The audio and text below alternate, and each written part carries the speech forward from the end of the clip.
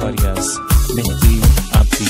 پالنگ وحشی بی ممر دستیا کردی، یار جنگی من شلوار پلنگی من، خالش و روزارم مرمسیا کردی، یار جنگی من شلوار پلنگی من، حسی که به تدایمتی برگی برندوه، یار جنگی من شلوار پلنگی من، این جنگی کاتی عاشق تا که زندوه، یار جنگی من شلوار پلنگی من. همه منطقه جنگ فقط تیر و تفنگه، رگبار فشنگه، هر خمت ساریکا داره مثل پلنگه، آماده جنگه آماده جنگه.